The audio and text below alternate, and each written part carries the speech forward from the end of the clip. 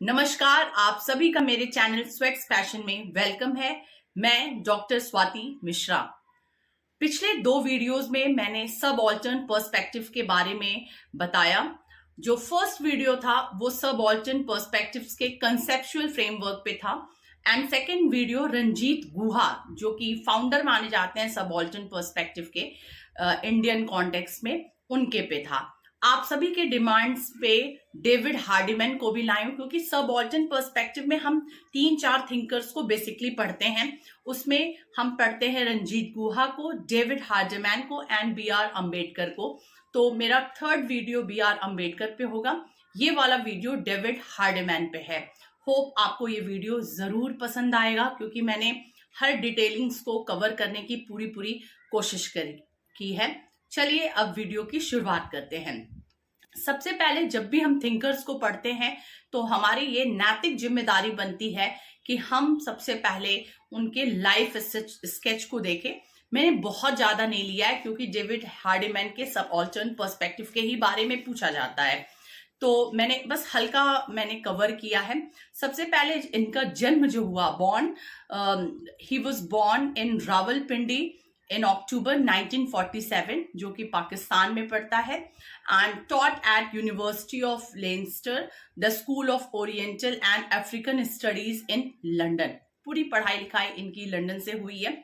इनका जो main contribution है, जो इनकी राइटिंग्स है, वो मैं ये लिस्ट आपको दी हुई हूँ, आप एक बार जरूर देखिएगा क्योंकि सडन कोई भी बुक पूछा जा सकता है।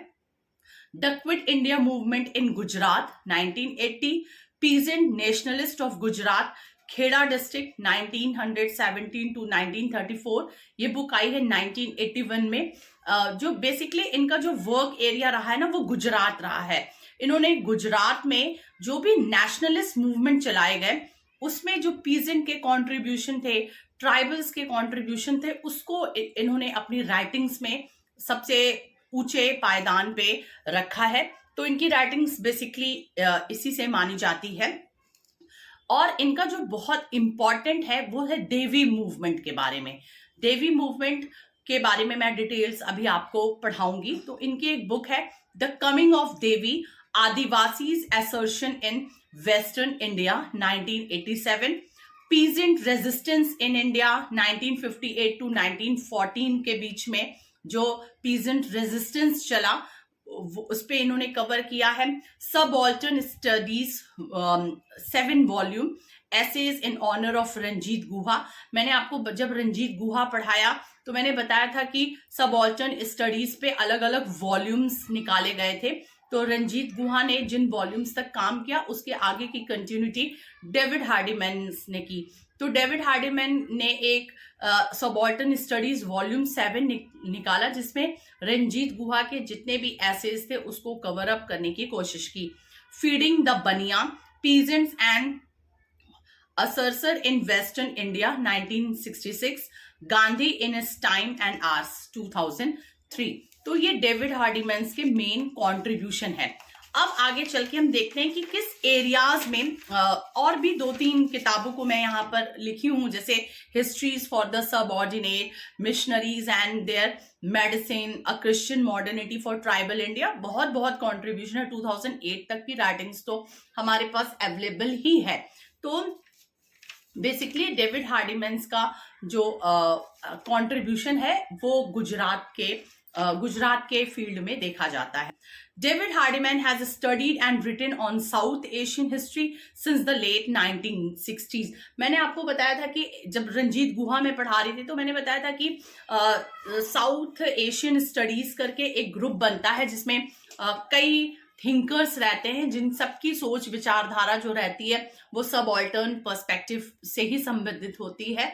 तो ये भी उस ग्रुप के एक्टिव मेंबर रहे हैं। In the late 1970s, he became involved with a group of historians studying the South history of subordinate groups in South Asia. This led to the publication of series of volume from 1981 onwards under the title Subaltern Studies. ठीक है, तो इनका भी मतलब अब वही विचारधारा है तो लिखने और पढ़ने का क्रम भी ऐसे ही होगा। and he examined the role of local peasant activities and Adivasis assertion during the colonial tribe, especially in Western India. इनका जो कंट्रीब्यूशन था वो था कि जब भी जो भी नेशनलिस्ट मूवमेंट चले उस टाइम पे पीजेंट्स के क्या कंट्रीब्यूशन थे, लोकल लोगों के क्या कंट्रीब्यूशन थे, ट्राइबल्स के क्या कंट्रीब्यूशन थे कॉलोनियल टाइम पे, और इनका जो कार्य क्षेत्र था वो वेस्टर्न इंडिया था और गुजरात बेसिकली था. He has used ethnographics and archival sources of analysis the movement of Western India to promote the subaltern studies in India. अब आप इनकी मेथोडोलॉजी अगर जानना चाहेंगे तो इन्होंने एथनोग्राफिक स्टडीज की है और आर्काइवल स्टडीज की है. मतलब इसका इन्हीं दोनों मेथोडोलॉजी को यूज करते हुए इन्होंने अपने सारे कंट्रीब्यूशन को दिया है. अब बेसिकली इनके जो मेजर कंट्रीब्यूशन है वो किस किस एरियाज में है. He carried out detailed investigation of the Indian nationalist movement at the local level in Gujarat, Gandhi's home region. Gandhi का जो गृह क्षेत्र था वहां पर बेसिकली इन्होंने इंडियन जो नेशनलिस्ट मूवमेंट चला उस पे इनका ज्यादा फोकस रहा है, उस पे ज्यादा इन्होंने स्टडी की है. Examine the power structure of rural society की जो ग्रामीण समाज है उसकी शक्ति संरचना कैसी होती है उस पे बेसिकली इन्होंने ज्यादा काम किया है. He also studied a movement of assertion by the Adivasis against liquor dealers. ये देखिए इसी काम को मैं बता रही थी देवी मूवमेंट के बारे में. तो बेसिकली इन्होंने जो गुजरात में देवी मूवमेंट चलाया गया ट्राइबल्स के द्वारा उसका इन्होंने डिटेल इन्वेस्टिगेशन किया है और उस पे इन्होंने लिखा है.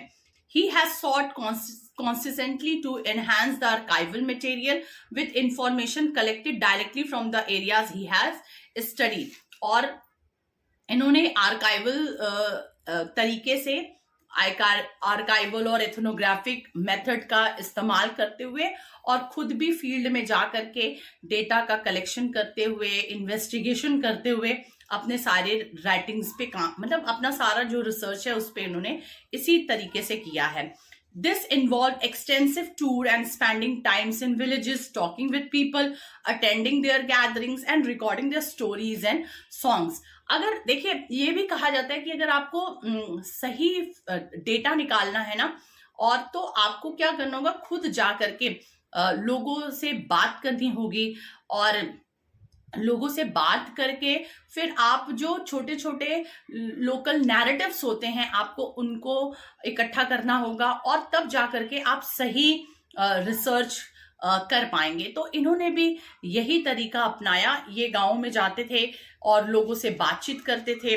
बातचीत करने के बाद से जो भीड़ होती थी उस भीड़ से वो मिलते थे, रिकॉर्डिंग्स करते थे और जो लोकल लेवल पे स्टोरीज प्रचलित होती हैं, जो सॉन्ग्स जो फेमस होते हैं उनका कलेक्शन करते हैं.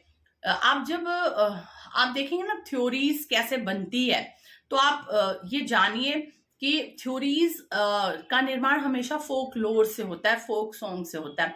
आपको किसी भी सोसाइटी को समझना है ना तो जो वहाँ के लोकल लोग होते हैं, जो वहाँ के लोक गीत होते हैं, लोक कथाएं होती हैं, वो बेसिकली उस समाज के जो फैक्ट्स होते हैं उनको अपने में लिए हुए रहती हैं.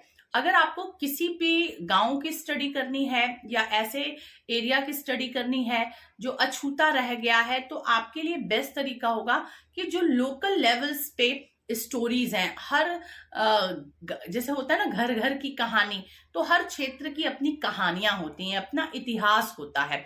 हमें उन इतिहास को वहीं के लोगों से निकालने की जरूरत है. तो डेविड हार्डमैन ने भी यही तरीका अडॉप्ट किया. सॉन्ग्स को निकाले, स्टोरीज को निकाला, लोगों से मिले जुले, बात किए और इस तरह से वो फैक्ट को कलेक्ट किए हैं. And he has utilized anthropological methods and learned much from the debates within the discipline, history of environment and the history of health and healing during the colonial period. तो इन्होंने इन्हीं सारी चीजों को explain करने की कोशिश की है.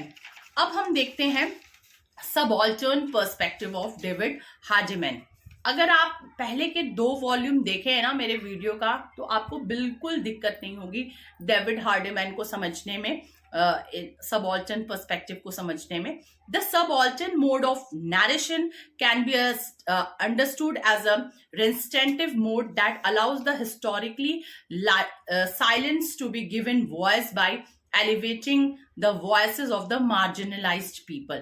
Subaltern perspective क्या है कि जो भी marginalized लोग हैं, ठीक है, जो ऐसा समूह जो कहीं ना कहीं से मेन स्ट्रीम से अछूता रह गया, मार्जिनलाइज्ड है, जिसकी आवाज अभी तक मुख्य धारा में नहीं मिल पाई, जो आवाज कहीं ना कहीं दूर रह गया है, उन आवाजों को उठा करके, उनकी कहानियों को उठा करके, उनके संघर्षों को उठा करके जब सामने लाने की कोशिश की जाती है, तो ये होता है subaltern perspectives. Both the nationalist and the colonial forms of mainstream history leave gaps in their narratives structure that are filled in by a methodological synthesis of oral and archival methods. Subaltern perspective के जो लोग हैं, जो follower हैं, उनका यही कहना है कि जो मार्जिनलाइज्ड सेक्शन है, उनके अगर कॉलोनियल हिस्टोग्राफी को उठा के देखा जाए या नेशनलिस्ट हिस्टोग्राफी को उठा के देखा जाए, जो राष्ट्रवादी आंदोलन लिखे गए हैं, जो ब्रिटिश काल में जो लेखन आए हैं हमारे सामने, उनमें एक गैप्स नजर आता है. ये गैप क्या है? ये गैप है कि इनके कंट्रीब्यूशन को कहीं भी दिखाया नहीं गया है. तो सबाल्टर्न पर्सपेक्टिव वालों और डेविड हार्डिमैन का कहना है कि जो सबाल्टर्न पर्सपेक्टिव है वो इसी गैप को फिल करने का काम करता है. वो कैसे फिल करेगा? जो ओरल ट्रेडिशन है, मतलब जो लोगों के मन मस्तिष्क में जो कहानियां हैं, उनके थ्रू, आर्काइवल जो मटेरियल्स हैं, उनके थ्रू हम फिर से जो मार्जिनलाइज सेक्शन है, उनके कंट्रीब्यूशन को एस्टैब्लिश करने की कोशिश कर रहे हैं. यही सबाल्टर्न. देवी मूवमेंट के बारे में जो हार्डिमैन ने लिखा है, वो इनका सबसे बड़ा कंट्रीब्यूशन माना जाता है. तो एकदम एग्जाम में आप अच्छे से याद कर लीजिए, Devi movement, that means David Hardiman. D for David, D for Devi movement. Okay.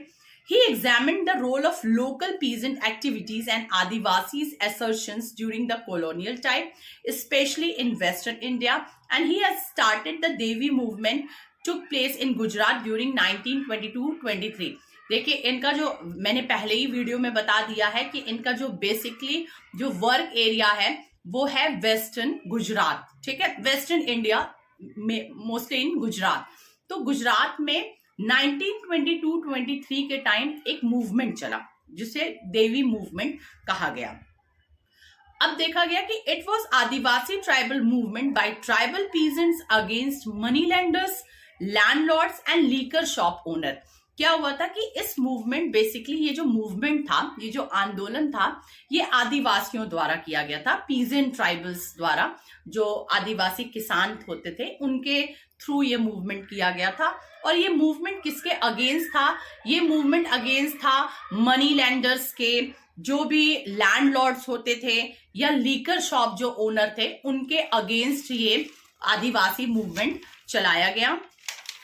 और देखा गया कि द कॉलोनियल आबकारी act of 1878 banned all local manufacturer of liquor and permitted a central distillery at the headquarter town of the district. क्या हुआ कि colonial आबकारी act इसी समय आता है. आप जानते हैं कि उस समय देश जो है वो ब्रिटिशर्स ही इसको पूरा कंट्रोल कर रहे थे. तो इन लोगों ने एक एक्ट लाया, कॉलोनियल आबकारी एक्ट 1878. इस एक्ट के थ्रू जो लोकल लोग थे, जो लीकर्स प्रोडक्शन का काम करते थे, उनके ऊपर बैन लगा दिया गया और माना गया कि अब एक ही सेंट्रल डिस्टिलरी होगा, एक ही जगह पे प्रोडक्शन होगा और वहीं से डिस्ट्रीब्यूशन होगा. ओके.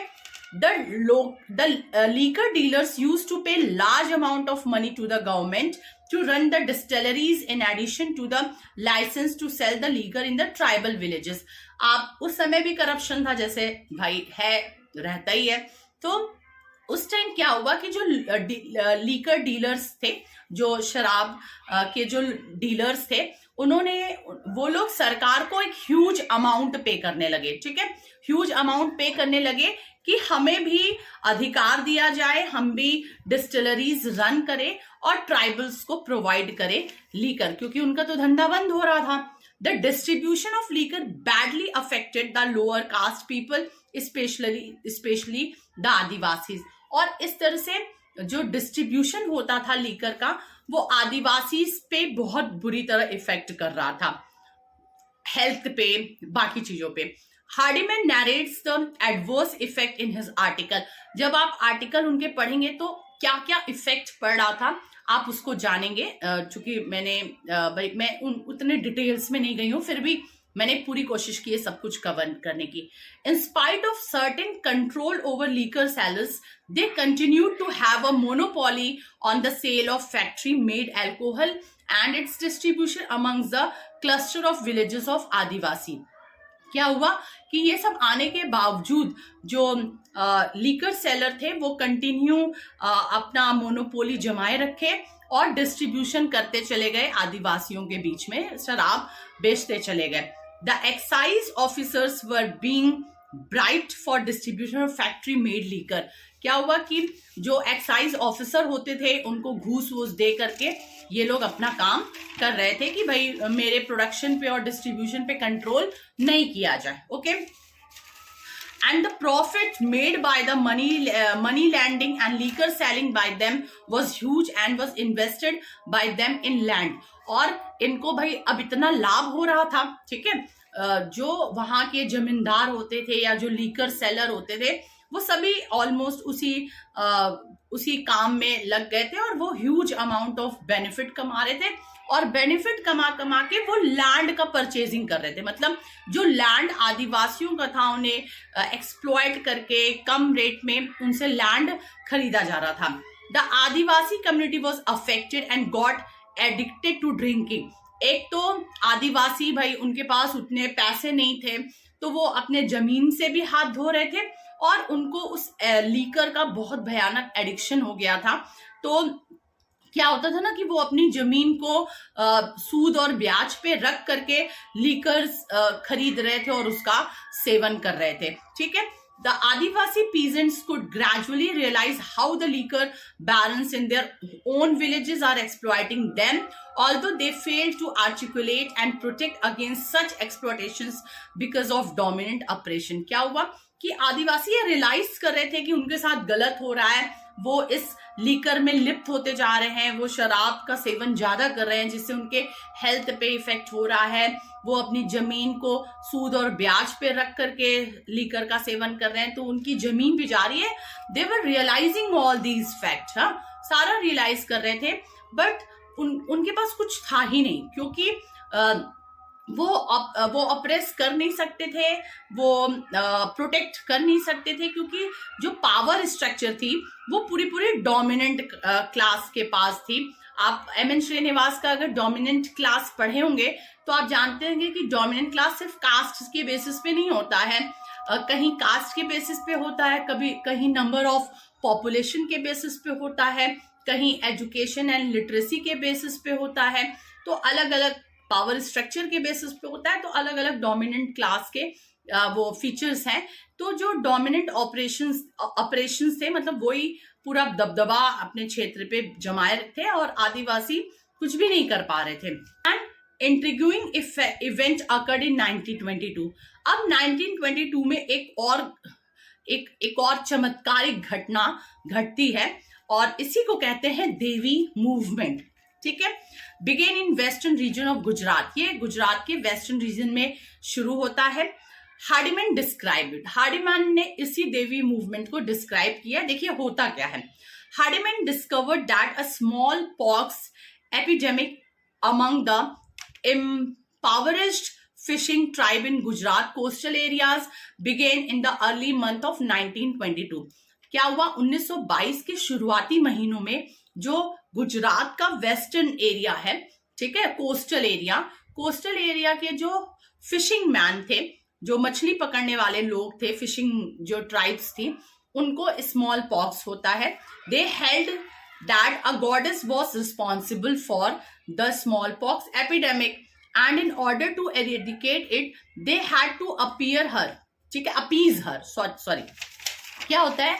अब ये जो स्मॉल पॉक्स, देखिए हम लोग के घरों में भी जब हम लोग स्मॉल पॉक्स को क्या मानते हैं, देवी का ही स्वरूप मानते हैं ना। आज भी इतने रैशनल होने के बाद भी हम स्मॉल पॉक्स जब होता है उसको देवी का स्वरूप मानते हैं। उस टाइम पे हम अपने घर में प्याज लहसुन नहीं बनाते हैं, कोई बाहरी आता नहीं है, हम लोग भी कहीं बाहर जाते नहीं हैं, पूरी साफ सफाई, ये साइंस की फिलॉसफी है, बट हम उसको देवी से कनेक्ट करते हैं कि माता आई हुई है तो ये सब चीजें नहीं होंगी। तो उस टाइम पे यही हुआ कि उसको देवी का स्वरूप दे दिया गया कि स्मॉल पॉक्स है, मतलब देवी है, और अब इस देवी को हमें खुश करना है, ठीक है। देखिए कैसे चीजें निकलती हैं। अब इस देवी को खुश करना है। They begin planning rituals in order to appease the goddess shaman by the goddess. अब क्या इसको कहा गया कि हमें इन देवी को अगर मतलब स्मॉल पॉक्स से दूर होना है, मतलब देवी को देवी आई हैं, देवी नाराज हैं, तो इस देवी को हमें मतलब शमन करना है। ये शमन वर्ड आया, शमन करना है। तो हमें क्या करना होगा, हमें मतलब गिव अप करना होगा eating fish, meat, drinking liquor and toddy, ठीक है। भाई ट्राइबल्स के ये फूडी थे, तो मछली खाना छोड़ देना होगा, मीट खाना छोड़ देना होगा, हमें शराब पीना छोड़ देना होगा, हमें ताड़ी पीना छोड़ देना होगा, मतलब इन सब चीजों का हमें शमन करना होगा। पीपल फॉलोड हर एडवाइस। अब ये पूरे गांव में प्रचलित हो गया कि, और बहुत एपिडेमिक था, महामारी था, तो आप जानते हैं कि महामारी में ये सारी चीजें एक से दूसरे, दूसरे से तीसरे फैलते ही है। तो हर घर में देवी का प्रकोप हो गया, और देवी का अगर शमन करना है तो हमें क्या करना होगा, इन सब चीजों को दूरी बना लेनी होगी। अब क्या हुआ कि घर घर में लोग इन सब चीजों से दूरी बनाने लगे, मतलब लीकर का यूज नहीं होने लगा, और the Devi movement started to be known as Salabai, ठीक है, सलाहबाई। और देवी मूवमेंट इस तरह के नाम से प्रचलित हुआ। Slowly the process of shamanism, मतलब जो शमन करना की बात है, spread in adivasi villages and villages listen to the women possessed by Devi. और जिसको भी होता था उसको हम कहते थे कि देवी आई उनके ऊपर, और उनसे ये चीज हम प्रचलित कराने लगे कि भाई आपको मीट छोड़ देना है, लीकर छोड़ देना, अदरवाइज मैं नाराज हो जाऊंगी, तो फिर मैं आपका ये बिगाड़ दूंगी, वो बिगाड़ दूंगी। इस तरह से करके विलेजर्स में ये चीजें पहुंचाना शुरू किया गया। The effect was that mostly Adivasis socially boycott the Parsi liquor shop and landlord, resulting into the Adivasi starting social reform। और इस तरह से क्या हुआ कि मोस्टली आदिवासी धीरे धीरे वो जो पारसी शराब जो थे उनका धीरे धीरे वो मतलब बाइकॉट करते रहे, क्योंकि जो लोकल मनी लेंडर्स थे ना वो उन्हीं से शराब खरीद के और यहाँ डिस्ट्रीब्यूशन कर रहे थे और उनको लिप्त करते जा रहे थे। तो अब जब वो बाइकआउट करने लगे तो भाई उनके प्रोडक्शन को बेचेगा कौन और बिकेगा कैसे, ये सारी चीजें आ गई। तो इस तरह से धीरे धीरे एक सोशल रिफॉर्म आ गया पूरे वेस्टर्न रीजन ऑफ गुजरात में। तो इतना बड़ा सोशल रिफॉर्म है। रिजल्ट क्या हुआ, इसका रिजल्ट क्या हुआ देवी मूवमेंट का, loss of business by the liquor seller. जो लीकर सेलर जो थे, जो शराब बेचने वाले थे, उनका बिजनेस चौपट हुआ। Adivasi back to their old habits. Adivasi धीरे धीरे अपने ओल्ड हैबिट्स की तरफ, जो पारसी लीकर्स बिक रहे थे वो उनसे दूर होते चले गए और वो अपने नेचुरल चीजों में आते चले गए। वो जो लीकर भी पीते थे उनका अपना नेचुरल था। जैसे ताड़ी को कहा जाता है ना, ताड़ी भी एक नशा होता है, पर ताड़ी अगर आप एकदम फ्रेश ले रहे हैं, तुरंत पेड़ से तोड़ करके अगर आप पी ले रहे हैं तो वो जहर नहीं होता है। अगर आप उसको रख दिए तो वो जहर का काम करेगा। तो इस तरह से जो आदिवासी थे वो अपने ओरिजिनल जो नेचुरल चीज थी उसकी तरफ वापस आने लगे। और इस तरह से जो लैंड ओनर्स के लीकर्स थे, जो लोग जो मनी लेंडर्स और शॉपकीपर्स जो अपने लीकर्स को बेचते थे उसका बाइकॉट करने लगे, ठीक है। और इनकी जो पूरी डिटेल्ड स्टडी हुआ है, उन्होंने खेड़ा डिस्ट्रिक्ट ऑफ गुजरात के खेड़ा डिस्ट्रिक्ट पे ये स्टडी किया है। तो देवी मूवमेंट तो देखिए कि अगर भाई समूह में शक्ति होती है ना, ये माना जा सकता है कि समूह में शक्ति होती है। अगर हम चाहे तो अगर आंदोलन, देखिए दो चीजें होती हैं, एक होता है मीन्स और एक होता है एम, ठीक है। अगर हमारा मीन्स सही है और हमारा एम सही है तो हम बड़े से बड़ा युद्ध भी जीत सकते हैं, जिसको कन्फर्मिस्ट कहा जाता है। तो हम बड़े से बड़े युद्ध को जीत सकते हैं। तो देवी मूवमेंट एक सोचिए तो कितना बड़ा संघर्ष था आदिवासियों का। तो ऐसी कंट्रीब्यूशंस को, ऐसी स्टोरीज को सामने ला करके रखा गया। ये सबाल्टर्न पर्सपेक्टिव का मेन ऑब्जेक्टिव था और इनका यही कंट्रीब्यूशन रहा कि जो मार्जिनलाइज सेक्शंस थे उनके संघर्षों को लोगों के सामने लाना। तो डेविड हार्डिमैन ये है। अगर इनसे रिलेटेड आपको कोई एक दो टॉपिक और चाहिए होगा तो आप जरूर बताइएगा। फिर मैं आपसे नेक्स्ट वीडियो में अगले हफ्ते फिर मिलूंगी। Till then good bye, take care.